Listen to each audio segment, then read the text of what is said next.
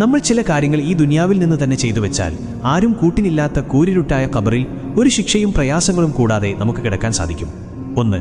നിസ്കാരം അതിന്റെ ആദ്യ സമയത്ത് ബാങ്ക് കൊടുത്ത ഉടനെ നിസ്കരിക്കുന്നവർ. അവർ നിസ്കാരം പിന്നത്തേക്ക് നീക്കി ഖളാ ആക്കാറില്ല. 2. വലതുകൈ കൊടുത്തത് ഇടതുകൈ അറിയാതെ ദാനധർമ്മം നൽകിയവർ.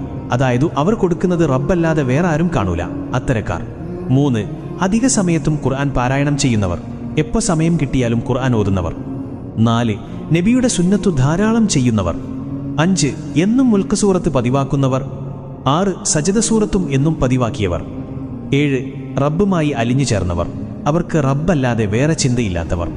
8. മരണപ്പെടുന്നതിന് മുൻപ് ഇഖ്ലാസ് സൂറത്ത് ഓതി മരണപ്പെട്ടവർ. അപ്പോൾ ഓതാൻ കഴിയണമെങ്കിൽ ജീവിതത്തിൽ ഇത് ചൊല്ലൽ പതിവാക്കണം. നമ്മൾ ഇന്ന് ഇതുപോലെയുള്ളത് ചെയ്തു വെച്ചാൽ കൂട്ടുകാരും നാട്ടുകാരും വീട്ടുകാരും 3 പിടിമണ്ണ് വാരിയിട്ടു പോകുമ്പോൾ ഒറ്റക്കാവുന്ന ഒരു സമയം വരാനുണ്ട്. ഒരാളും തിരിഞ്ഞു നോക്കാനില്ലാത്ത സമയം. ഇന്ന് ഇത് ചെയ്തു വെച്ചാൽ ഇൻഷാ അല്ലാഹ് അന്ന് നമുക്ക് സന്തോഷിക്കാം.